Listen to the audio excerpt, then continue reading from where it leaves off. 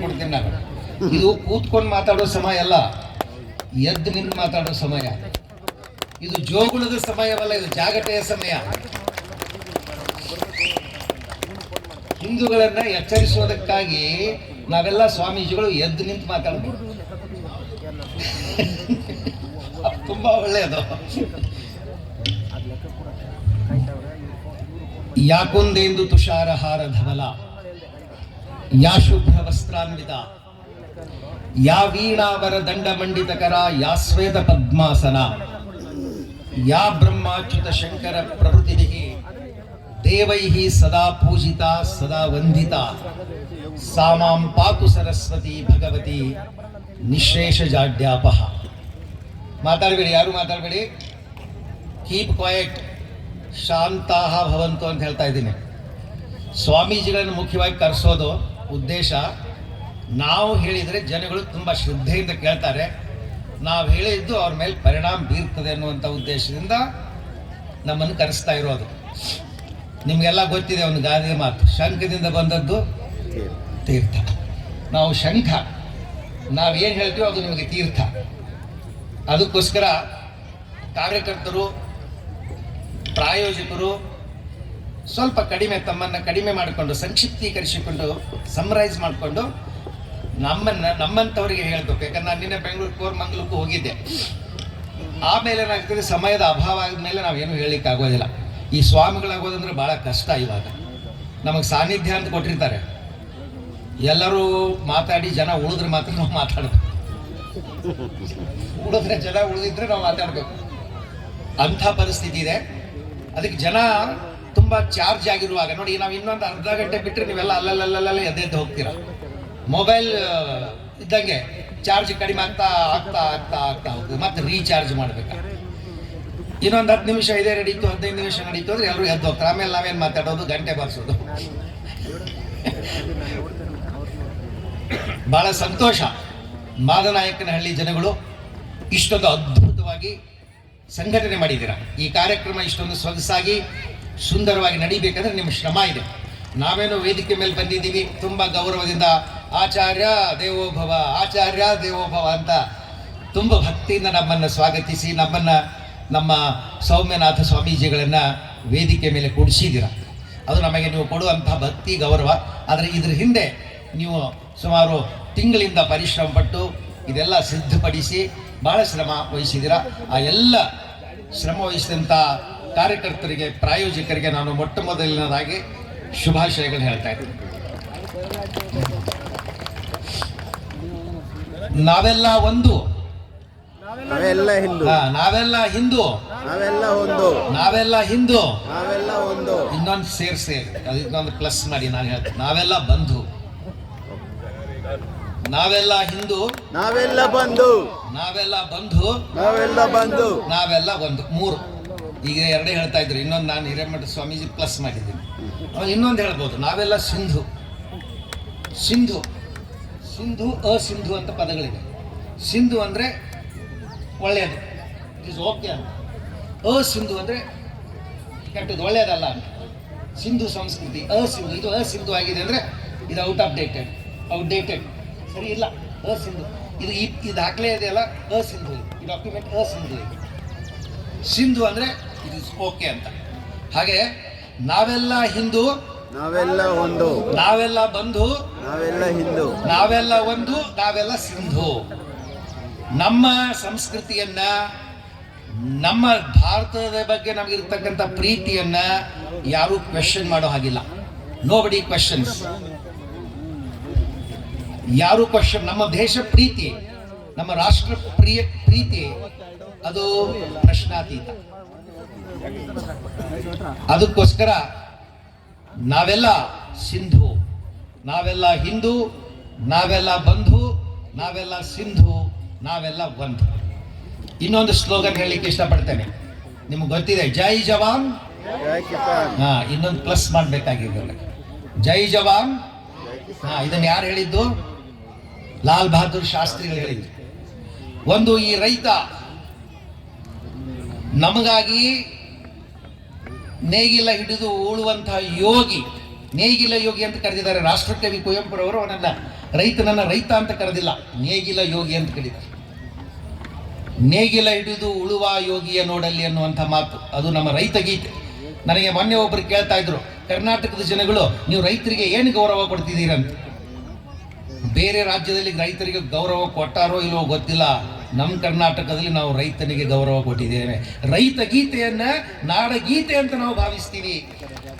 ಹಾಗೆ ರಾಷ್ಟ್ರಗೀತೆಗೆ ಗೌರವ ಇದೆಯೋ, ಜನನೀಯ ಜಯ ಭಾರತ ಜನನಿಯ ತನುಜಾತೆ ಜಯ ಹೇ ಕರ್ನಾಟಕ ಮಾತೆ ಅಂತ ಈ ನಾಡಗೀತೆಗೆ ಗೌರವ ಇದೆಯೋ, ಹಾಗೆ ರೈತ ಗೀತೆಯನ್ನು ಹೇಳುವಾಗಲೂ ಕೂಡ ನಾವೆಲ್ಲ ಎದ್ದು ನಿಂತು ಗೌರವವನ್ನು ಸಲ್ಲಿಸ್ತೀವಿ. ಅದು ಕರ್ನಾಟಕ ರೈತರಿಗೆ ಕೊಡುವಂತ ದೊಡ್ಡ ಗೌರವ. ಜೈ ಜವಾನ್ ಜೈ ಕಿಸಾನ್. ಜೈ ಕಿಸಾನ್. ಕಿಸಾನ್ ಅಂದ್ರೆ ರೈತ, ಜವಾನ್ ಅಂದ್ರೆ ಯೋಧ. ಆತ ಕಾಯ್ತಾ ಇದ್ದಾನೆ ನಮ್ಮನ್ನು, ಆತ ಕಾಯ್ತಾ ಇದ್ದಾನೆ ಅಂತ ತಿಳ್ಕೊಂಡು ನಾವು ತಣ್ಣಗೆ ಕೂತ್ಕೊಂಡಿವಿ. ಆತನೇನಾದ್ರೂ ಕಾಯ್ತಾ ಇರ್ತಿದ್ರೆ ನಾವು ತಣ್ಣಗಿರ್ಲಿಕ್ಕೆ ಆಗ್ತಿರ್ಲಿಲ್ಲ. ಆದ್ದರಿಂದ ದೇಶವನ್ನ ಕಾಯುವಂತ ಸೈನಿಕನಿಗೆ ಜೈಕಾರ ಹೇಳ್ತೀವಿ. ನಮಗೆ ಹೊಲದಲ್ಲಿ ಉತ್ತು ಬಿತ್ತು ಬೆಳೆ ಬೆಳೆದು ಕೊಡುವಂತಹ ರೈತನಿಗೆ ನಾವು ಜೈಕಾರ ಹೇಳ್ತೀವಿ. ಅದನ್ನು ಲಾಲ ಬಹದ್ದೂರ್ ಶಾಸ್ತ್ರಿಗಳಿದ್ರು, ಜೈ ಜವಾನ್ ಜೈ ಕಿಸಾನ್. ಈಗ ಈ ಸಂದರ್ಭದಲ್ಲಿ ಹಿಂದೂ ಸಮಾಜೋತ್ಸವ ನಡೆದಂತ ಸಂದರ್ಭದಲ್ಲಿ ನಾವು ಇನ್ನೊಂದು ಜೈಕಾರ ಹೇಳಬೇಕು, ಜೈ ಹಿಂದುತ್ವ ಜೈ ಬಂಧುತ್ವ ಅಂತ. ಜೈ ಜವಾನ್ ಜೈ ಕಿಸಾನ್ ಜೈ ಹಿಂದುತ್ವ ಜೈ ಬಂಧುತ್ವ. ಹಿಂದುತ್ವ ಅಂದ್ರೆ ಬಂಧುತ್ವ. ಯಾಕೆಂದ್ರೆ ಹಿಂದುತ್ವ ಅಂದ್ರೆ ಬಂಧುತ್ವ ಯಾಕೆ ಹೇಳಿ? ಹಿಂದೂಗಳು ಅಂದ್ರೆ ನಾವೆಲ್ಲ ಬಂಧುಗಳು. ಯಾಕೆ? ವಸುಧೈವ ಕುಟುಂಬಕ. ಈ ಭೂಮಿನಲ್ಲಿರ್ತಕ್ಕಂಥವ್ರೆಲ್ಲರೂ ಕೂಡ, ವಸುಧ ಅಂದ್ರೆ ಭೂಮಿ, ಈ ಭೂಮಿಯಲ್ಲಿರ್ತಕ್ಕಂಥ ಎಲ್ಲಾ ಜನಗಳು ನನ್ನ ಆತ್ಮೀಯರು, ನನ್ನ ಕುಟುಂಬ. ನಮ್ಮ ಪ್ರಾರ್ಥನೆ ಏನು? ಅಹಮೇವ ಸುಖೀ ಭವಂತು ಅಂತಲ್ಲ, ಸರ್ವೇ ಜನಾ ಸುಖಿನೋ ಭವಂತು. ನಾನು ಒಬ್ಬರೇ ಊಟ ಮಾಡ್ಲಿ, ದೇವರು ನನ್ನ ಒಬ್ಬನೇ ಕಾಪಾಡ್ಲಿ ಅಂತ ನಾವು ಕೇಳ್ಕೊಂಡಿಲ್ಲ. ಸಹನಾವವತು ಸಹವೀರ್ಯಂಕರ ತೇಜಸ್ವಿನಾವಧೀತಮಸ್ತು ಮಾ ವಿದ್ವಿಷಾವಹೈ. ಇದು ಹಿಂದೂಗಳ ಮಂತ್ರ. ಎಲ್ಲರ ಸುಖಕ್ಕಾಗಿ ಹಂಬಲಿಸುವುದೇ ಹಿಂದೂ ಧರ್ಮ. ನಾನೊಬ್ಬನೇ ಸುಖವಾಗಿರ್ಬೇಕು, ಸೆಲ್ಫಿಶ್ ಅಲ್ಲ. ಹಿಂದೂ ಧರ್ಮ ಅಂದ್ರೆ ಸೆಲ್ಫಿಶ್ ಅಲ್ಲ, ಸೆಲ್ಫ್ಲೆಸ್. ಸೆಲ್ಫಿಶ್ಗೂ ಸೆಲ್ಫ್ಲೆಸ್ಗೂ ಬಹಳ ಅಂತರ ಇದೆ. We are not selfish, we are selfless. ಸ್ವಾರ್ಥರಹಿತರು, ಆಮಿಷರಹಿತರು, ಆಶಾರಹಿತರು, ಆತುರರಹಿತರು, ಆಕ್ರೋಶರಹಿತರು, ಆವೇಗರಹಿತರು, ಆಮಿಷರಹಿತರು, ಆಕ್ರೋಶರಹಿತರು. ಅದು ಹಿಂದೂ ಧರ್ಮ. ಸೊ ಆ ನಿಟ್ಟಿನಲ್ಲಿ ನಮ್ಮ ಹಿಂದುತ್ವ ಅಂದ್ರೆ ಬಂಧುತ್ವ. ಹಿಂದುತ್ವ ಅಂದ್ರೆ ಬಂಧುತ್ವ ಯಾಕಂದ್ರೆ ವಸುಧೈವ ಕುಟುಂಬಕ. ಆಗ್ಲೇ ನಮ್ಮ ಮಹೇಶ್ ಹೇಳ್ತಾ ಇದ್ರು, ವಸುಧೈವ ಕುಟುಂಬ. ನಾವೆಲ್ಲರೂ ಕೂಡ ಒಂದು ಫ್ಯಾಮಿಲಿ. ನಮ್ಮ ಋಷಿಮುನಿಗಳು ಪ್ರಾರ್ಥನೆ ಮಾಡಬೇಕಾದಾಗ ಸರ್ವೇ ಜನಾ ಸುಖಿನೋ ಭವಂತು, ಸರ್ವೇ ಸಂತು ನಿರಾಮಯಾಃ, ಸರ್ವೇ ಭದ್ರಾಣಿ ಪಶ್ಯಂತು, ಮಾ ಕಶ್ಚಿತ್ ದುಃಖ ಭಾಗ್ ಭವೆ. ಎಲ್ಲರೂ ಸುಖವಾಗಿರ್ಬೇಕು, ಎಲ್ಲರೂ ಆರೋಗ್ಯವಾಗಿರ್ಬೇಕು, ಎಲ್ಲರೂ ಆರೋಗ್ಯವಾಗಿರ್ಬೇಕು. ಎಲ್ಲರೂ ಆರೋಗ್ಯವಾಗಿದ್ರೆ ನಾನು ಆರೋಗ್ಯವಾಗಿರ್ಲಿಕ್ಕೆ ಸಾಧ್ಯ. ನೋಡಿ, ಈ ಕೊರೋನಾದೊಳಗೆ ಏನಿತ್ತು ಪರಿಸ್ಥಿತಿ? ಆತನಿಗೆ ಕೊರೋನಾ ಇರ್ತಿದ್ರೆ ನನಗೂ ಕೊರೋನಾ ಇರ್ತಿರ್ಲಿಲ್ಲ. ಕೊರೋನಾ ಇದ್ದವ್ ನನ್ನ ಪಕ್ಕದಲ್ಲಿ ಕೂತ್ಕೊಂಡ್ರೆ ನನಗೂ ಕೊರೋನಾ ಬರ್ತಿತ್ತು. ಸೊ ಆತ ನಿರೋಗಿಯಾಗಿದ್ರೆ ನಾನು ನಿರೋಗಿಯಾಗಿರ್ತೇನೆ, ಆತ ಸುಖವಾಗಿದ್ರೆ ನಾನು ಸುಖವಾಗಿರ್ತೇನೆ. ಅದಕ್ಕೆ ಎಲ್ಲರೂ ಸುಖವಾಗಿರ್ಬೇಕಾದದ್ದು ಅಗತ್ಯ, ಅನಿವಾರ್ಯ. ಆದ್ದರಿಂದ ನಮ್ಮ ಋಷಿ ಮುನಿಗಳು ಎಲ್ಲರೂ ಸುಖವಾಗಿರಲಿ. ಸರ್ವೇ ಜನಾ ಸುಖಿನೋ ಭವಂತು, ಸರ್ವೇ ಸಂತು ನಿರಾಮಯಾಃ, ಸರ್ವೇ ಭದ್ರಾಣಿ ಪಶ್ಯಂತು, ಮಾ ಕಶ್ಚಿತ್ ದುಃಖ ಭಾಗ್ ಭವೆ. ಇದು ಪ್ರಾರ್ಥನೆ. ನಮ್ಮ ಮಕ್ಕಳಿಗೆ ನಾವು ಇದನ್ನು ಕಲಿಸ್ತೀವಿ. ಹಿಂದೂ ಮಕ್ಕಳಿಗೆ ನಾವು ಏನು ಕಲಿಸ್ತೀವಿ? ಕಳಬೇಡ, ಕೊಲಬೇಡ, ಹುಸಿಯ ನುಡಿಯಲು ಬೇಡ, ಬೇರೆಯವ್ರನ್ನ ಕದಿಬೇಡ, ಸತ್ಯಮುವದ ಧರ್ಮಂಚರ ಅಂತ ನಾವು ಕಲಿಸ್ತೀವಿ ನಮ್ಮ ಮಕ್ಕಳಿಗೆ. ಇನ್ಮೇಲೆ ಸ್ವಲ್ಪ ಸಿಲೆಬಸ್ ಚೇಂಜ್ ಮಾಡ್ಕೊಳ್ಳೋಣ. ಬರೀ ಸಾಫ್ಟ್ವೇರ್ ಫಿಲಾಸಫಿ ಕಲಿಸಿವಿ, ಹಾರ್ಡ್ವೇರ್ ಕಲಿಸ್ಬೇಕಿಲ್ಲ. ಯಾರ್ದು ಕದಿಬೇಡ, ಯಾರಿಗೂ ಹೊಡಿಬೇಡ, ಅದು ಬೇರೆಯವ್ರು ಹಾಗಲ್ಲ. ಕಾಟೋ ಮಾರೋ ಟುಕಡಾಕರು. ನಮ್ದು ತೋಡೋ ಸಂಸ್ಕೃತಿ ಅಲ್ಲ ಅವ್ರದ್ದು, ಬೇರೆಯವ್ರದ್ದು ತೋಡೋ ಸಂಸ್ಕೃತಿ, ನಮ್ದು ಜೋಡೋ ಸಂಸ್ಕೃತಿ. ನಮ್ಮ ಮಕ್ಕಳಿಗೆ ಅದನ್ನೇ ಕಲಿಸ್ತೀವಿ. ಈ ಮಕ್ಕಳಿಗೆಲ್ಲ ಏನು ನೀವು ಭರತನಾಟ್ಯ ಕಲಿಸ್ತೀರಿ, ಅವರಿಗೆ ನಾಟ್ಯ ಕಲಿಸ್ತೀರಿ. ಪಾಪ ಪುಟ್ಟ ಪುಟ್ಟ ಮಕ್ಕಳು ಭರತನ ತಾಯಿ ಸರಸ್ವತಿಯಲ್ಲಿ ಕೂತ್ಕೊಂಡಿದ್ದಾರೆ, ನಿಂತುಕೊಂಡಿದ್ದಾರೆ, ಅವರು ಸಾಂಸ್ಕೃತಿಕ ಕಾರ್ಯಕ್ರಮ ಕೊಡ್ತಾರೆ. ನಾವು ಸಂಸ್ಕೃತಿಯನ್ನು ಕಲಿಸ್ತೀವಿ ಅವರಿಗೆ, ಸಾಹಿತ್ಯವನ್ನು ಕಲಿಸ್ತೀವಿ, ಸಂಗೀತವನ್ನು ಕಲಿಸ್ತೀವಿ, ನೃತ್ಯವನ್ನು ಕಲಿಸ್ತೀವಿ, ನಾವು ದೇಶಭಕ್ತಿಯನ್ನು ಮಕ್ಕಳಿಗೆ ಕಲಿಸ್ತೀವಿ. ನೀವೆಲ್ಲರೂ ಕಲಿಸ್ತೀರಾ? ನಿಮ್ಮ ಮನೆಯಲ್ಲಿ ಏನಾದರೂ ನಿಮ್ಮ ಮಕ್ಕಳಿಗೆ ನಿನ್ನ ಕೆಟ್ಟವನಾಗು, ಭ್ರಷ್ಟನಾಗು, ದುಷ್ಟನಾಗು, ಮತ್ತೊಬ್ಬರಿಗೆ ಹೊಡಿ, ಬಡಿ, ಕಿತ್ಕೊಂಬ ಅಂತ ಕಲಿಸ್ತೀರಾ ನೀವೇನಾದರೂ ಪೇರೆಂಟ್ಸು? ಹೇಳಿ, ಎದ್ದು ನಿಂತ್ಕೊಂಡು ಹೇಳಿ, ಇಲ್ಲ ನನ್ನ ಮಕ್ಕಳಿಗೆ ನಾನು ಕೆಟ್ಟದ್ದು ಕಲಿಸ್ತೀನಿ ಅಂತ ಹೇಳೋ ತಂದೆ ತಾಯಿ ಯಾರಾದರೂ ಇದ್ದಾರೆ? ನಿಮ್ಮ ಮಕ್ಕಳು ಕೆಟ್ಟವರಾಗ್ಬೋದು ಮುಂದೆ, ಆ ಮಾತು ಬೇರೆ. ನಾನು ಹೇಳೋದು ಅದು ಯಾವ ತಂದೆ ತಾಯಿಯೂ ಕೂಡ ತನ್ನ ಮಗನಿಗೆ ತನ್ನ ಮಗಳಿಗೆ ಕೆಟ್ಟದ್ದನ್ನು ಕಲಿಸೋದಿಲ್ಲ. ನಮ್ಮ ಸಂಸ್ಕೃತಿನೇ ಅದು. ಬುರಾ ಮತ್ ಸುನೋ, ಬುರಾ ಮತ್ ದೇಖೋ, ಬುರಾ ಮತ್ ಕಹೋ. ನಾವು ಮಕ್ಕಳಿಗೆ ಹೇಳೋದು ಕೆಟ್ಟದ್ದನ್ನು ಕೇಳಬೇಡ, ಕೆಟ್ಟದ್ದನ್ನು ನೋಡಬೇಡ, ಕೆಟ್ಟದ್ದನ್ನು ಮಾತಾಡಬೇಡ. ಇದು ಹಿಂದೂ ಸಂಸ್ಕೃತಿ, ಇದು ಹಿಂದುತ್ವ. ನಾವು ನಮ್ಮ ಮಕ್ಕಳಿಗೆ ಕೆಟ್ಟದ್ದನ್ನು ನೋಡಲಿಕ್ಕೆ ಪ್ರಮೋಟ್ ಮಾಡೋದಿಲ್ಲ, ಹೇಳೋದಿಲ್ಲ. ನಾವೆಂದೂ ಕೂಡ ಅವರಿಗೆ ಕೆಟ್ಟದ್ದನ್ನು ನೋಡಂತ ಹೇಳಿದೀವ ನಾವು? ಇಲ್ಲ. ಬುರಾ ಮತ್ ಸುನೋ, ಬುರಾ ಮತ್ ದೇಖೋ, ಬುರಾ ಮತ್ ಕಹೋ. ಇನ್ನೂ ಒಂದು ಸ್ಟೇಜ್ ಅಡ್ವಾನ್ಸ್ ಆಗಿ ಹೋಗಿ ಹೇಳ್ತೀವಿ, ಬುರಾ ಮತ್ ಸೋಚೋ. ಕೆಟ್ಟದನ್ನು ಯೋಚನೆ ಮಾಡಬೇಡ ಮಗ ನೀನು. ಯಾಕಂದ್ರೆ ಕೆಟ್ಟದ್ದು ಯೋಚನೆ ಮಾಡ್ಲಿಕ್ಕೆ ಶುರು ಮಾಡಿದ್ರೆ ಕೆಟ್ಟದನ್ನು ನೋಡ್ತೀಯ, ಕೆಟ್ಟದನ್ನು ಕೇಳ್ತೀಯ, ಕೆಟ್ಟದನ್ನು ಮಾಡ್ತೀಯ. ಇಸಿಲಿಯೇ ಬುರಾ ಸೋಚನಾ ಮನಾ ಹೈ. ಅದಕ್ಕೋಸ್ಕರ ಇವತ್ತು ನೀವೆಲ್ಲರೂ ಕೂಡ ಇದು ಸಮಾಜೋತ್ಸವ ಅನ್ನೋಕ್ಕಿಂತ ನನ್ನ ದೃಷ್ಟಿನಲ್ಲಿ ಸಮಾಜ ಉತ್ಸವ ಇದು. ಸಮಾಜೋತ್ಸವ ಅನ್ನೋಕ್ಕಿಂತ ಸಮಾಜ ನಿಮ್ಗೊಂದು ತಿಳುವಳಿಕೆ ಕೊಡಬೇಕು. ನಾವು ಮಲಗೋ ಸಮಯ ಅಲ್ಲ. ಅದಕ್ಕೆ ಸ್ವಾಮಿಗಳಿಗೆ ಹೇಳ್ತಾರೆ, ನಾವು ಯಾಕೆ ಎದ್ದು ನಿಂತು ಮಾತಾಡೋದು ಪ್ರಿಪೇರ್ ಮಾಡ್ತೀನಿ ಅಂತಂದರೆ, ನಾನು ಶಿವಕುಮಾರ್ ಸ್ವಾಮಿಗಳು ಕೂಡ ನೀವೆಲ್ಲ ನೋಡಿರಿ, ಸಿದ್ಧಗಂಗೆ ಸ್ವಾಮೀಜಿ ದೊಡ್ಡವ್ರು ನೋಡಿದಿರಲ್ಲ, ಅವ್ರು ಏನಾದರೂ ಕೂತು ಮಾತಾಡ್ತಿದ್ರ?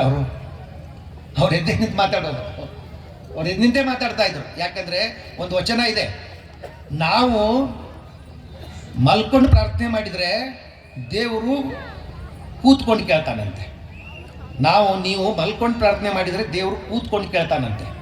ನಾವು ಕೂತ್ಕೊಂಡು ಪ್ರಾರ್ಥನೆ ಮಾಡಿದರೆ ದೇವರು ನಿಂತ್ಕೊಂಡು ಕೇಳ್ತಾನಂತೆ. ನಾವು ನಿಂತ್ಕೊಂಡು ಪ್ರಾರ್ಥನೆ ಮಾಡಿದರೆ ದೇವರು ಕುಣಿದಾಡಿಕೊಂಡು ನಮ್ಮ ಪ್ರಾರ್ಥನೆಯನ್ನು ಕೇಳ್ತಾನಂತೆ. ಅವರು ದೇವರು. ಮನುಷ್ಯ ಇದಕ್ಕೆ ತದ್ವಿರುದ್ಧ.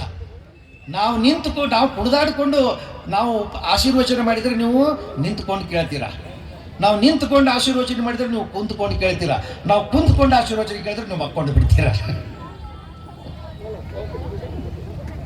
ಅದಕ್ಕೋಸ್ಕರ ನಾವು ನಿಂತ್ಕೊಂಡು ಮಾತಾಡ್ಬೇಕು. ನಿಮ್ಮನ್ನು ಎಚ್ಚರಿಸ್ಬೇಕು.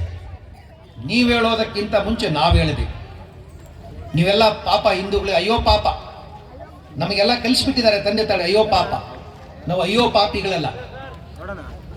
ನಮ್ಗೆ ಕಲಿಸಿದ್ದಾರೆ ಅಯ್ಯ ಎಂದರೆ ಸ್ವರ್ಗ, ಎಲೋ ಎಂದರೆ ನರಕ ಅಂತ ಕಲಿಸಿದ್ದಾರೆ ನಮಗೆ.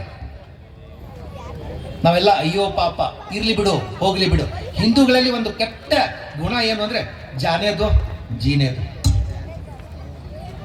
This is the worst quality of Hindus. ಹೋಗ್ಲಿ ಬಿಡ್ರಿ, ಇರ್ಲಿ ಬಿಡ್ರಿ, ನಡೀತೈತಿ ಬಿಡ್ರಿ. ಇದಕ್ಕೆಲ್ಲ ಸಿಲೆಬಸ್ ಚೇಂಜ್ ಮಾಡ್ಕೋಬೇಕು. ನೀವು ಇದೇನು ನಡೀತಾ ಇದೆಯಲ್ಲ ಹಿಂದೂ ಸಮಾಜೋತ್ಸವಗಳು, ಸ್ವಲ್ಪ ಸಿಲೆಬಸ್ ಚೇಂಜ್ ಮಾಡ್ಬೇಕು ನೀವೆಲ್ಲರೂ. ಪ್ರಮುಖರಿಗೆ ಹೇಳಬೇಕು ನೀವು. ಇದುವರೆಗೆ ನಮ್ಮ ಮಕ್ಕಳಿಗೆ ಸಾಫ್ಟ್ವೇರ್ ಆಗಂತ ಹೇಳ್ತಿದ್ದೀವಿ, ಇನ್ಮೇಲೆ ಹಾರ್ಡ್ವೇರ್ ಆಗಬೇಕು. ಬಹಳ ಕಷ್ಟಪಟ್ಟು ರಾಮ ಮಂದಿರವನ್ನು ಕಟ್ಟಿದ್ದೀವಿ. ಬರೀ 400 ವರ್ಷ ಆಗಲಿಲ್ಲ, ಈಗ ಮಾಡೀವಿ ಅಂತ ಹೆಮ್ಮೆ ತಟ್ಕೊಂಡ್ರೆ ಆಗೋದಿಲ್ಲ. ಈಗೇನೋ ಮಾಡಿದ್ದೀರಾ, ಆದರೆ ನಿಮ್ಮ ಮಕ್ಕಳಲ್ಲಿ ನೀವು ಇದನ್ನ ಹಿಂದುತ್ವವನ್ನು ಜಾಗೃತ ಮಾಡಿದ್ರೆ ರಾಮ ಮಂದಿರ ಬಹಳ ದಿವಸ ಉಳಿಯೋದಿಲ್ಲ. ಈ ಎಚ್ಚರಿಕೆ ನಿಮಗಿರ್ಬೇಕು. ಹಿಂದೆಲ್ಲ ರಾಜ ಮಹಾರಾಜರು ಕಲ್ಲಿನಲ್ಲಿ ದೇವಸ್ಥಾನಗಳನ್ನು ಕಟ್ಟಿದರು. ಕೇಕ್ನಲ್ಲ, ಮಣ್ಣಿನಲ್ಲ, ಕಲ್ಲಿನಲ್ಲಿ. ಅವ್ರು ಏನು ಕನಸು ಕಂಡಿದ್ರು, ಸಾವಿರಾರು ವರ್ಷಗಳವರೆಗೆ ಈ ದೇವಸ್ಥಾನ ಉಳಿತದೆ ಅಂತ ಕನಸು ಕಂಡಿದ್ರು.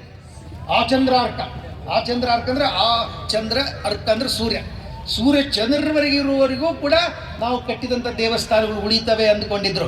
ಏನಾಯ್ತು? ಯಾವಾಗ ಮೊಘಲರು ದಾಳಿ ಮಾಡಿದ್ರೋ, ಯಾವಾಗ ಘಜನಿ ಘೋರಿಗಳು ಆವಾಸ ನಮ್ಮೆಲ್ಲ ದೇವಸ್ಥಾನಗಳು ವಿಕೃತವಾದವು.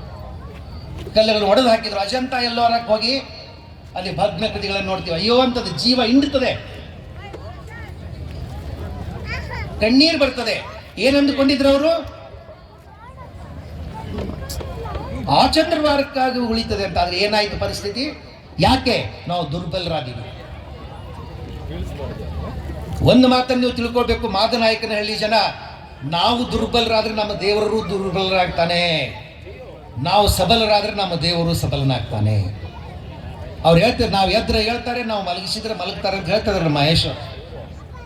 ಹಾಗೆ ನಾವು ಸಬಲರಾದರೆ ನಮ್ಮ ದೇವರು ಸಬಲನಾಗ್ತಾನೆ, ನಾವು ದುರ್ಬಲರಾದ್ರೆ ನಮ್ಮ ದೇವರು ದುರ್ಬಲನಾಗ್ತಾನೆ. ನಾನು ಅದಕ್ಕೆ ಮೊನ್ನೆ ಒಂದು ಕಡೆ ಹೇಳ್ತಾ ಇದ್ದೆ, ದೇವರನ್ನು ನಂಬಿ ದೇವರನ್ನು ನಂಬೋಕ್ಕಿಂತ ನಿಮ್ಮನ್ನು ನೀವು ಹೆಚ್ಚು ನಂಬಿ, ನಿಮ್ಮನ್ನು ನೀವು ಹೆಚ್ಚು ನಂಬಬೇಕಾಗಿದೆ. ದೇವರು ಏನೋ ಮಾಡುವುದಿಲ್ಲ. ಕೃಷ್ಣ ಪರಮಾತ್ಮನು ಕೈ ಕೊಡ್ಕೊಂಡ್ಬಿಡ್ತಾನೆ.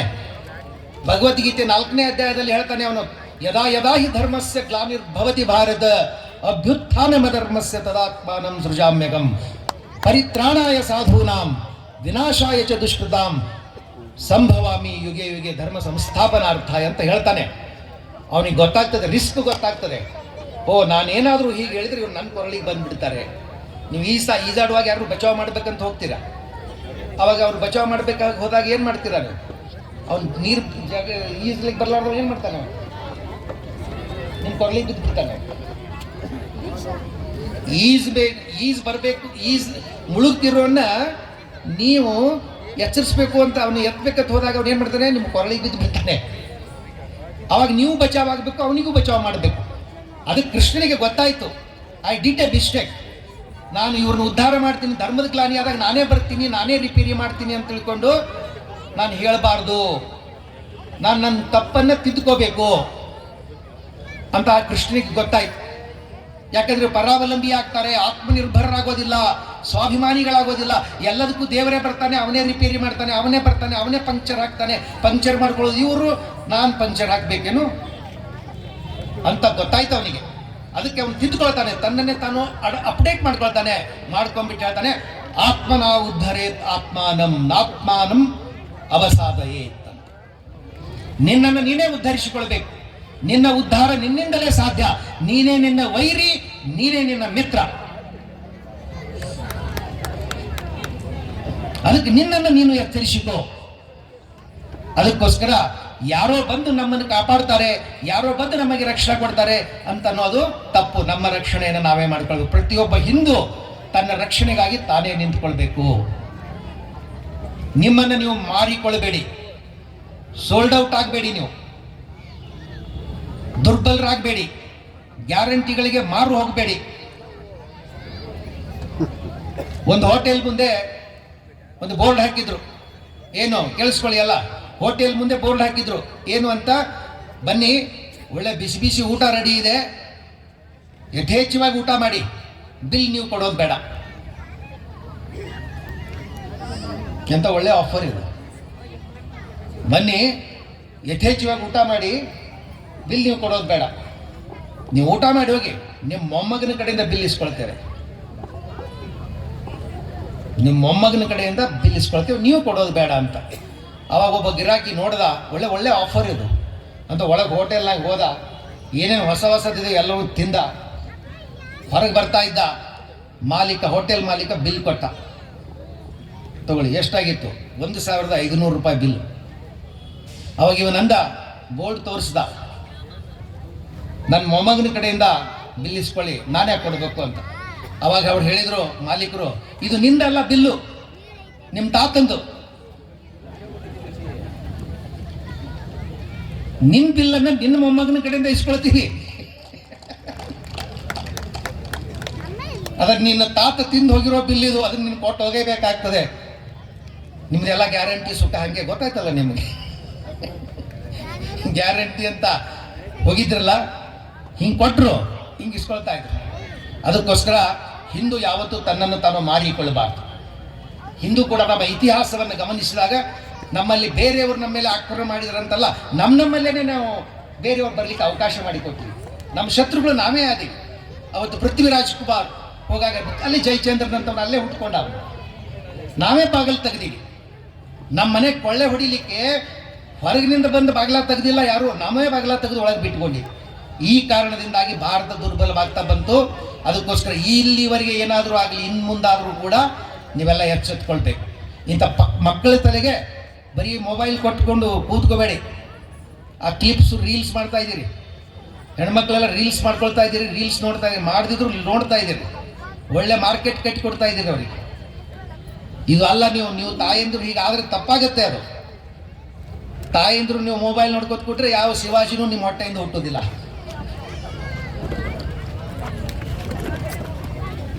ಅವತ್ತು ಜೀಜಾಬಾಯಿ, ಛತ್ರಪತಿ ಶಿವಾಜಿಯ ತಾಯಿ, ಮಗನಿಗೆ ಬರೀ ಕ್ಷಾತ್ರ ತೇಜಸ್ಸನ್ನು ತುಂಬ್ತಾ ಇದ್ಲು, ಕಥೆ ಹೇಳ್ತಾ ಇದ್ಲು, ದಿಟ್ಟರ ಕಥೆ, ಧೀಮಂತರ ಕಥೆ ಹೇಳ್ತಾ ಇದ್ಲು. ಮಲೆ ಕುಡಿಸ್ತಾ ಇರುವಾಗ ಕಥೆಗಳನ್ನ ಹೇಳ್ತಾ ಇದ್ಲು ಅವಳು. ಇದಕ್ಕಾಗಿ ಒಬ್ಬ ಛತ್ರಪತಿ ಶಿವಾಜಿ ಅವತ್ತು ಔರಂಗಜೇಬನ ಕಾಲದಲ್ಲಿ ಒಬ್ಬಟ್ಟೆ ಸಿಂಹ ಸ್ವಪ್ನವಾಗಿದ್ದ. ಔರಂಗಜೇಬನಿಗೆ ಸಿಂಹ ಸ್ವಪ್ನವಾಗಿದ್ದ. ಅಂತ ಹಿಂದುತ್ವದ ಸಾಮ್ರಾಜ್ಯವನ್ನು ಕಟ್ಟಲಿಕ್ಕೆ ಆದ ಪ್ರಯತ್ನ, ತಾಯಿಯ ಪ್ರೇರಣೆ, ತಾಯಿಯ ಸಂಸ್ಕಾರ. ಇವತ್ತು ನೀವು ಮೊಬೈಲ್ ಹಿಡ್ಕೊಂಡು ಕೂತ್ರೆ ನಿಮ್ಮ ಮಕ್ಕಳು ಏನು ಮಾಡ್ತಾರೆ? ಭಾಳಾದ್ರೆ ಏನು ಮಾಡೋದು, ಮೊಬೈಲ್ ಕಿತ್ಕೊಂಡು ಹೋದ್ರೆ ಅವ್ರು ಹೋಗಿ ಹಿಡಿಬೋದು ಅಷ್ಟೇ. ಅದಕ್ಕೋಸ್ಕರ ತಾಯಂದಿರು, ನಿಮ್ಮದು ಭಾಳ ದೊಡ್ಡ ಕೆಲಸ ಇದೆ. ಹೆಣ್ಮಕ್ಳು, ಗಂಡು ಮಕ್ಕಳು ಬಿಡಿ, ವ್ಯಾಪಾರ ಮತ್ತೊಂದು. ನೀವು ತಾಯಂದಿರು ರಾತ್ರಿ ಸಾಯಂಕಾಲ ಆದ್ಕೊಳ್ಳಿ ಧಾರಾವಾಹಿ ನೋಡ್ಕೊತ ಕೂಡ್ತೀರ, ಇಲ್ದಿದ್ರೆ ಮೊಬೈಲ್ ನೋಡ್ಕೊತ ಕೂಡ್ತೀರ. ಗಂಡ ಆಫೀಸಿಗೆ ಹೋದ್ರೆ ದುಡ್ಡು ಮೇಲೆ ನಿಮ್ಗೇನು ಕೆಲಸ? ಅದಕ್ಕಾಗಿ ಮಾಡಬೇಡಿ. ಮೊದಲು ಪ್ರಜಾಮತ ಓದ್ತಿದ್ರಿ, ತುಷಾರ ಓದ್ತಿದ್ರಿ, ಕಸ್ತೂರಿ ಓದ್ತಿದ್ರಿ, ಮಲ್ಲಿಗೆ ಓದ್ತಾ ಇದ್ರಿ, ಪೇಪರ್ ಓದ್ತಿದ್ರಿ, ಕಥೆ ಓದ್ತಾ ಇದ್ರಿ, ಕಾದಂಬರಿ ಓದ್ತಾ ಇದ್ರಿ. ಇವತ್ತೇನು ಮಾಡ್ತಾ ಇದ್ರಿ? ಧಾರಾವಾಹಿ ನೋಡ್ತಾ ಇದ್ರಿ, ಬಿಗ್ ಬಾಸ್ ನೋಡ್ತಾ ಇದ್ರಿ. ಯಾರನ್ನೋ ಶ್ರೀಮಂತ ಮಾಡ್ತಾ ಇದ್ದೀರಿ. ಅವನಿಗೆ ಓಟ್ ಹಾಕಿ ಅವನು ಶ್ರೀಮಂತ ಮಾಡಿದ್ರಿ, ಅವನಿಗೆ 50 ಲಕ್ಷ ರೂಪಾಯಿ ಸಿಕ್ತು. ನಿಮಗೇನು ಸಿಕ್ತು? ನಿಮಗೇನು ಸಿಕ್ತು? ವಿಚಾರ ಮಾಡಿ. ಇದು ಸಮಾಜೋತ್ಸವ ಅಂದ್ರೆ ಆತ್ಮಾವಲೋಕನ ಮಾಡ್ಕೊಳ್ಬೇಕು ನಾವು. ಅದಕ್ಕೋಸ್ಕರ ಸ್ವಾಮೀಜಿಗಳು ನಮ್ಗೆ ಎಷ್ಟೇ ಕಾರ್ಯಕ್ರಮಕ್ಕಿದ್ರೂ ಬರ್ತಾ ಇದ್ದೀವಿ. ಯಾಕಂದ್ರೆ ಪಾಪ ಇಷ್ಟೆಲ್ಲ ಕಾರ್ಯಕರ್ತರು ನಿಮ್ಮ ಹಿನ್ನೆಲೆಯಲ್ಲಿ ಕೆಲಸ ಮಾಡಿ ನಮ್ಮ ಜನಕ್ಕೆ ಒಂದು ಒಳ್ಳೆ ತಿಳುವಳಿಕೆ ಕೊಡಿ ಸ್ವಾಮೀಜಿ, ಅವರಿಗೆ ಬುದ್ಧಿ ಹೇಳಿ ಅಂತ ನಮಗೆ ಕರೆಸಿದ್ದಾರೆ. ಇಲ್ಲಿ ನಾವು ಬಂದಿರೋದು ಯಾಕೆ? ಇಲ್ಲಿ ನಿಮ್ಮನ್ನ ಎಚ್ಚರಿಸೋದಕ್ಕೆ, ಮತ್ತೆ ಮಲಗದಂತೆ ನೋಡಿಕೊಳ್ಳೋದಕ್ಕೆ. ಮಠಗಳಿರೋದು ನಮ್ಮ ಜನಗಳನ್ನು ಎಚ್ಚರಿಸುವುದಕ್ಕಾಗಿ, ನಮ್ಮ ಸಂಸ್ಕೃತಿಯನ್ನು ಕಟ್ಟಿಕೊಡೋದಕ್ಕಾಗಿ. ಆಯಾ ಭಾಗದಲ್ಲಿ ಆಯಾ ಮಠಗಳು ಆ ಕೆಲಸ ಮಾಡ್ತಾ ಇದ್ದಾವೆ. ಶಿಕ್ಷಣದ ಎಜುಕೇಶನ್ ಗಂಧಗಾಳಿ ಇರಲಿಲ್ಲ ಬಹಳ ವರ್ಷಗಳವರೆಗೆ. ಆದರೆ ಇಲ್ಲಿರ್ತಕ್ಕಂಥ ಒಂದು ಸಿದ್ಧಗಂಗಾ ಮಠ ಲಕ್ಷ ಮಕ್ಕಳಿಗೆ ಕೊಟ್ಟು ಎಲ್ಲರನ್ನೂ ವಿದ್ಯಾವಂತರನ್ನಾಗಿ ಮಾಡಿದೆ. ಸ್ವಾಮಿಗಳು ಸ್ವತಃ ತಾವು ಜೋಳಿಗೆ ಹಿಡಿದು ನಿಮ್ಮ ಮಕ್ಕಳಿಗೆ ವಿದ್ಯಾಭ್ಯಾಸ ಮಾಡಿಸಿದ್ದಾರೆ. ಅದಕ್ಕೆ ಯಾರೋ ಒಬ್ರು ಹೇಳ್ತಿದ್ರು, ಸ್ವಾಮಿಗಳಿಗೆ ಜೇಬಿರಬಾರ್ದು. ನೋಡಿ ಕೇಳಿಸ್ಕೊಳ್ಳಿ, ಸ್ವಾಮಿಗಳಿಗೆ ಜೇಬಿರಬಾರ್ದು ಅಂತ. ಅವ್ರ ಜೇಬಿಲ್ಲ, ಅವ್ರು ದೊಡ್ಡ ಸಂತರು ಅಂತ ಹೇಳ್ತಾ ಇದ್ರು. ನಾನು ಹೇಳಿದೆ ಕರೆಕ್ಟ್, ಅದು ಸ್ವಾಮಿಗಳಿಗೆ ಜೇಬಿರಬಾರ್ದು, ಒಪ್ಕೊಂಡೆ. ಅದು ಜೋಳಿಗೆ ಇರಬೇಕು. ಸ್ವಾಮಿಗಳಿಗೆ ಜೇಬಿರಬಾರ್ದು, ಜೋಳಿಗೆ ಇರಬೇಕು. ಜೇಬು ವೈಯಕ್ತಿಕ, ಜೋಳಿಗೆ ಸಾರ್ವತ್ರಿಕ. ಜೇಬು ದಾನ ಆಗ್ತದೆ, ಜೋಳಿಗೆ ದಾಸೋಹ ಆಗ್ತದೆ. ಇದು ಜೇಬಿಗೂ ಮತ್ತು ಜೋಳಿಗೆಗೂ ಇರುವ ವ್ಯತ್ಯಾಸ. ಸ್ವಾನಿಟ್ಟಿನಲ್ಲಿ ಸ್ವಾಮಿಗಳು ಜೋಳಿಗೆ ಹಿಡ್ಕೊಂಡು ನಿಮ್ಮ ಮಕ್ಕಳಿಗೆ ವಿದ್ಯಾಭ್ಯಾಸ ಕೊಟ್ಟಿದ್ದಾರೆ. ಇವತ್ತು ನಿಮ್ಮ ಮಕ್ಕಳು ಚೆನ್ನಾಗಿ ಓದಿದ್ದಾರೆ. ಮಠಗಳು ಮಾಡಿದಂಥ ಕೆಲಸ. ನೀವು ನಿಮ್ಮ ಮಕ್ಕಳನ್ನು ಕರ್ಕೊಂಡ್ ಬರ್ತಿದ್ರು, ನಾವೇನ್ ಮಾಡೋಣ? ಮಠಗಳು ಕೆಲಸ ಮಾಡ್ತಾ ಇಲ್ಲ, ಮಠಗಳು ಅಂತ ಹೇಳ್ತಾ ಇದ್ರು ಅವರು. ಮಠಗಳ ಕೆಲಸ ಮಾಡಿ ನೀವು ಮಕ್ಕಳನ್ನೇ ಕರ್ಕೊಂಡ್ ಬರ್ಲಿಕ್ಕೆ ತಯಾರಿಲ್ಲ. ಮಕ್ಕಳು ಕರ್ಕೊಂಬಂದ್ರು ಜೀನ್ಸ್ ಹಾಕೊಂಬಂದು ಕರ್ಕೊಂಡ್ ಬರ್ತೀರಾ, ಟೀ ಶರ್ಟ್ ಹಾಕೊಂಡು ಕರ್ಕೊಂಡ್ ಬರ್ತೀರಾ. ಅದ್ರ ಮ್ಯಾಗ ಬರ್ದಿರ್ತಾರೆ ಐ ವಿಲ್ ಕಿಲ್ ಯು ಅಂತ. ಟೀ ಶರ್ಟ್ ಲಿಟ್ರೇಚರ್ ಅದು. ಅದ್ರ ಮೇಲೆ I will kill you, I will smash you. ಅದನ್ನ ನೋಡ್ಕೊಂಡೆ ನಾವು ಎದುರು ಬಿಡ್ತೀವಿ ಸ್ವಾಮಿಗಳು. ಡ್ರೆಸ್ ಕೋಡ್ ಇದೆಯಾ ನಿಮಗೆ? ಮಠಕ್ಕೆ ಬರ್ಬೇಕಾದ್ರೆ ಡ್ರೆಸ್ ಕೋಡ್ ಯೂಸ್ ಮಾಡ್ತೀರಾ? ಒಂದು ಹಿಂದೂ ದೇವಸ್ಥಾನಕ್ಕೆ ಬರ್ಬೇಕಾದ್ರೆ ಡ್ರೆಸ್ ಕೋಡ್ ಯೂಸ್ ಮಾಡ್ತೀರಾ?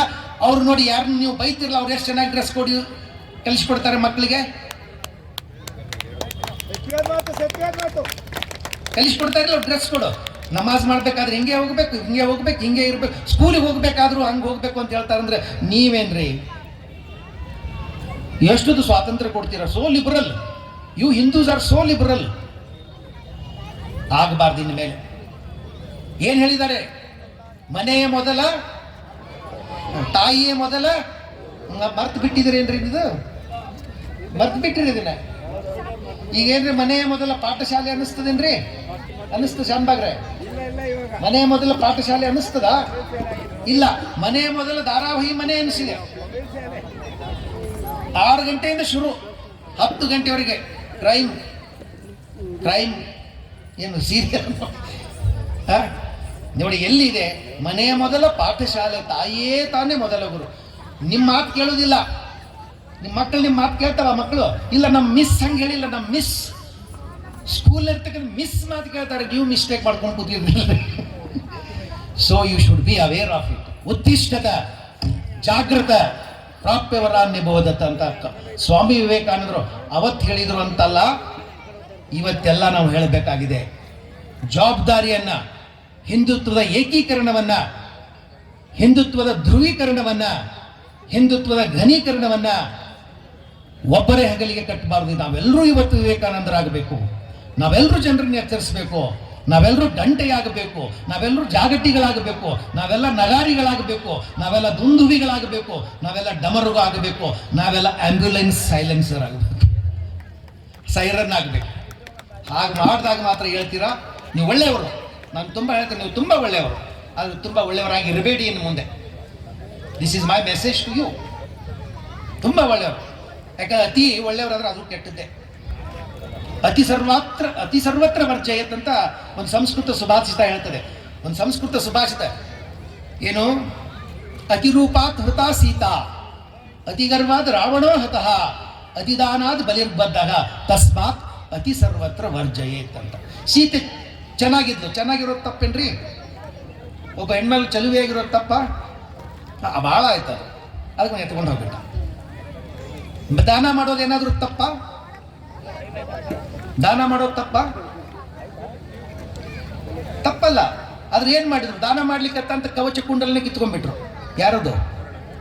ಕರ್ಣಂದು. ದಾನ ಮಾಡ್ತಾನೆ, ದಾನ ಒಂದು ಕವಚ ಕುಂಡಲನೆ ಕಿತ್ಕೊಂಡು ಮೈಯೇ ಕಿತ್ಕೊಂಡ್ರು. ಜಾಕೆಟ್ ಇತ್ತದು, ಬುಲೆಟ್ ಪ್ರೂಫ್ ಜಾಕೆಟ್ ಅದು, ಅದನ್ನೇ ಕಿತ್ಕೊಂಡ್ರು. ದಾನ ಮಾಡ್ತಾ ಇದ್ದ ಶಿವಭಕ್ತ. ಯಾರು? ರಾವಣ. ಅತಿಗರ್ವಾಕ್ ರಾವಣೋ ಹತಃ. ಶಿವಭಕ್ತ 3 ಕಾಲ ಪೂಜೆ ಮಾಡ್ತಾ ಇದ್ದ, ತ್ರಿಕಾಲ ಸ್ನಾನ, ತ್ರಿಕಾಲ ಪೂಜಾ ನಿಷ್ಠ. ಆದ್ರೆ ನಾನೇ ಅನ್ನುವಂಥದ್ದು ಬಂದ್ಬಿಟ್ಟಿತು. ಲೆಕ್ಕಾಚಾರದಲ್ಲಿದ್ರು ಓಕೆ, ಲೆಕ್ಕಾಚಾರ ಮೀರಿ ಹೋದ್ರೆ ಜೋಕೆ. ಅದಕ್ಕೆ ಒಳ್ಳೆಯದು, ದಾನ ಮಾಡೋದು ಒಳ್ಳೆಯದು, ಆದರೆ ಅತಿ ಆದರೆ ಕೆಟ್ಟದ್ದು. ನಾವು ಕರುಣಾಮಯಿಗಳು, ನಾವು ವತ್ಸಲರು, ನಾವು ಎಲ್ಲರೂ ಒಳ್ಳೆಯವರು. ಅದು ತುಂಬ ಒಳ್ಳೆಯವರಾದರೆ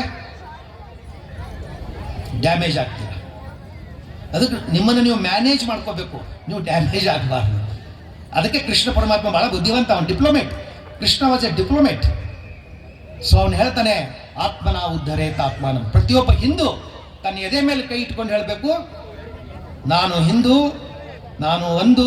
ನಾವೆಲ್ಲ ಏನು ಹೇಳ್ತಿರಲ್ಲ, ನಾವೆಲ್ಲ ಹಿಂದೂ, ನಾವೆಲ್ಲ ಬಂಧು,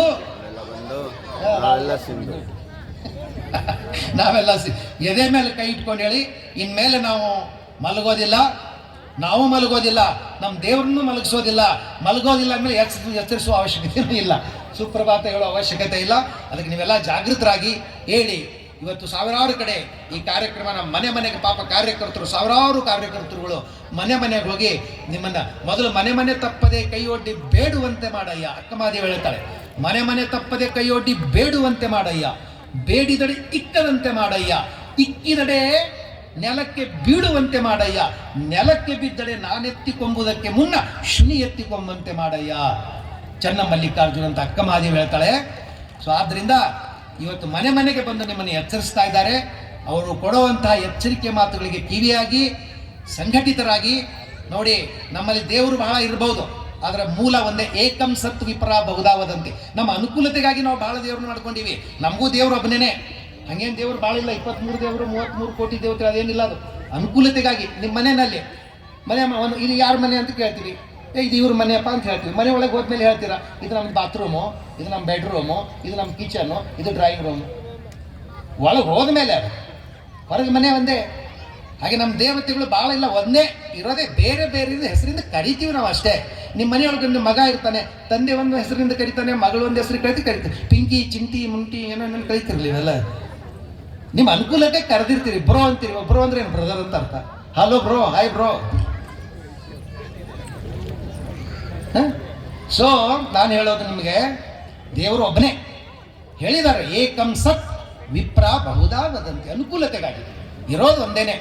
ದೇವನೊಬ್ಬ, ನಾಮ ಹಲವು. ಬೇರೆ ಕಡೆ ದೇವನೊಬ್ಬ, ನಾಮ ಒಂದು, ನಾಮ ಹಾಕುವವರು ಹಲವು. ಅರ್ಥ ಹೇಳೋದು. ನಮ್ಮಲ್ಲಿ ದೇವನೊಬ್ಬ, ನಾಮ ಹಲವು.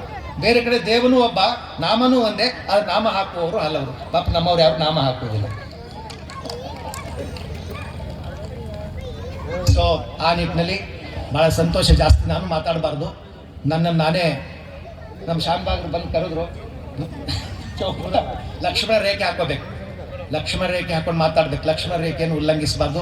ಭಾಳ ಪ್ರಯತ್ನ ಮಾಡಿದ್ದೀರಾ, ಚೆನ್ನಾಗಿ ಸಂಘಟನೆ ಮಾಡಿದ. ಅಲ್ಲಲ್ಲಿ ಭಾಳ ಚೆನ್ನಾಗಿ. ಮೊನ್ನೆ ಕೋರಮಂಗಲದಲ್ಲೂ ಹಳ್ಳಿಗೆ ನಡೀತಾ ಇದೆ ಗಲ್ಲಿ ಗಲ್ಲಿಗಳಿಗೆ ನಡೀತಾ ಇದೆ, ಹಳ್ಳಿಗೆ ನಡೀತಾ ಇದೆ. ನಮ್ಮ ತುಮಕೂರಿನಲ್ಲೂ ಕೂಡ 36 ವಾರ್ಡ್ನಲ್ಲೂ ಕೂಡ ನಡೀತಾ ಇದೆ.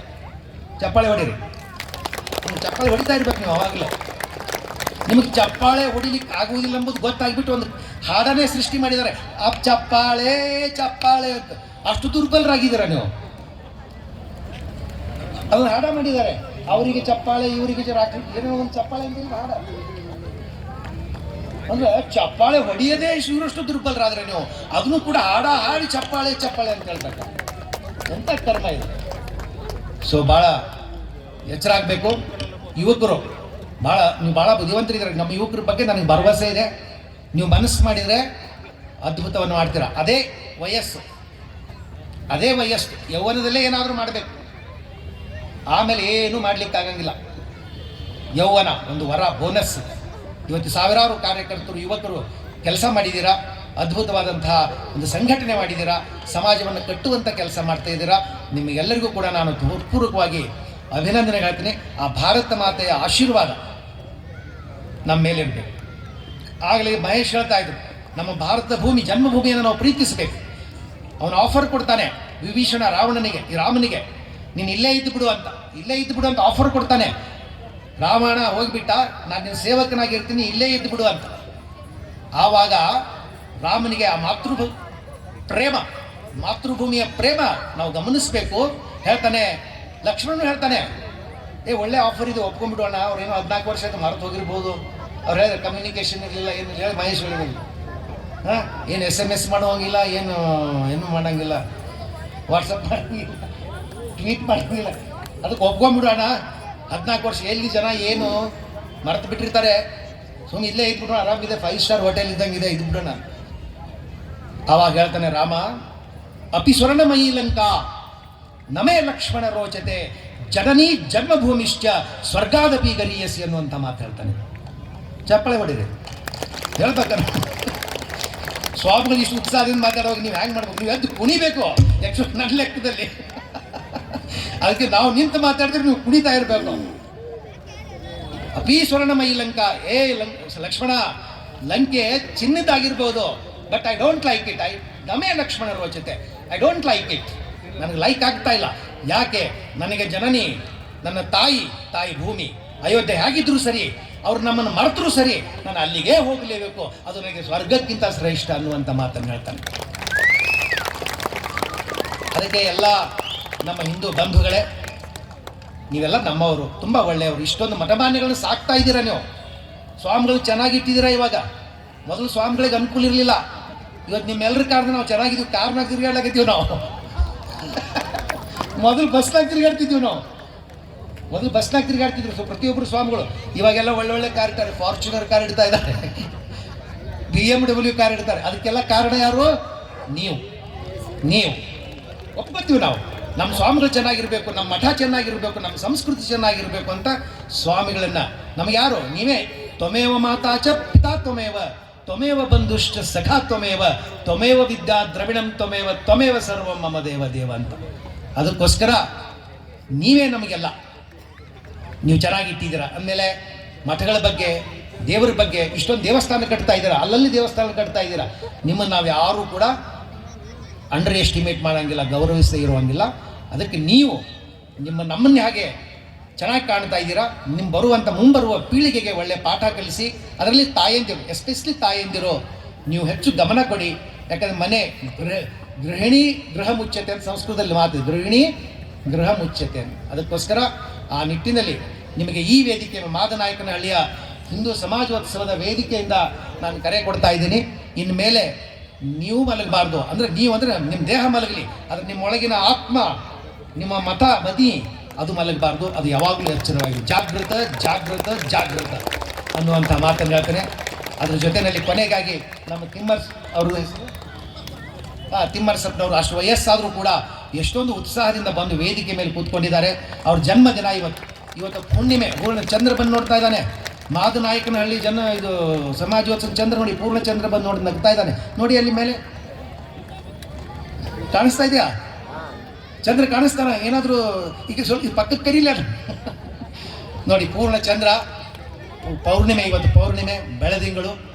ತಿಮ್ಮರ್ಸ್ನವರು ಅವ್ರ ಜನ್ಮ ವರ್ಧಂತಿ ನೋಡಿ ಸ್ವಾಮಿಗಳಿಗೆ ಅವರು ಸ್ವಲ್ಪ ತಡಿ ಅಂತ ಹೇಳಿದರು. ಆಮೇಲೆ ನಮ್ಮ ರಾಮಮೂರ್ತಿ ಅವ್ರು ಹೇಳಿದರು ಸ್ವಲ್ಪ ತಡೀರಿ, ಆಮೇಲೆ ಇಲ್ಲ ಆ ಸ್ಪಂದನೆ ನೋಡಿ. ನನ್ನ ಸ್ವಾಮೀಜಿಗಳಿಗೆ ಮೊದಲು ಮಾಲೆ ಹಾಕಿಬಿಟ್ಟು ಅವ್ರ ಆಶೀರ್ವಾದ ತೊಗೋಬೇಕು ಅಂತ ಹೇಳಿ ಸ್ವಾಮೀಜಿ ನಮ್ಮ ಸೌಮ್ಯನಾಥ ಸ್ವಾಮೀಜಿಯವರು ಇಬ್ಬರನ್ನು ಗೌರವಿಸಿ ಆಶೀರ್ವಾದ ತೊಡಿ. ಇದು ನಮ್ಮ ಹಿಂದುತ್ವ, ಇದು ನಮ್ಮ ಸಂಸ್ಕೃತಿ. ಸೊ ನನಗೆ ತುಂಬ ಖುಷಿ ಆಗುತ್ತೆ. ಭಗವಂತ ಅವ್ರಿಗೆ ಒಳ್ಳೆ ಆರೋಗ್ಯ ಕೊಡಲಿ, ಆಯುಷ್ಯ ಕೊಡಲಿ, ಒಂದು ದೇಶಕ್ಕಾಗಿ ದುಡಿಯುವಂಥ ಸಾಮರ್ಥ್ಯ ಕೊಡಲಿ ಅಂತ ಹೇಳ್ತಾ ಈ ಕಾರ್ಯಕ್ರಮವನ್ನು ಸಂಘಟಿಸಿದಂತೆ ಎಲ್ಲರಿಗೂ ಇನ್ನೊಮ್ಮೆ ಶುಭಾಶಯ ಹೇಳಿ ನಮ್ಮ ಮಾತುಗಳಿಗೆ ವಿರಾಮ ಹೇಳ್ತಾರೆ. ಜೈ ಹಿಂದ್, ಜೈ ಭಾರತ್, ಜೈ ಕರ್ನಾಟಕ, ಜೈ ಹಿಂದ್, ಜೈ ಕರ್ನಾಟಕ, ಜೈ ಹಿಂದೂ, ಜೈ ಜೈ ಹಿಂದುತ್ವ. ಜೈ ಸಿಂಧುತ್ವ. ಓಕೆ. ಪರಮ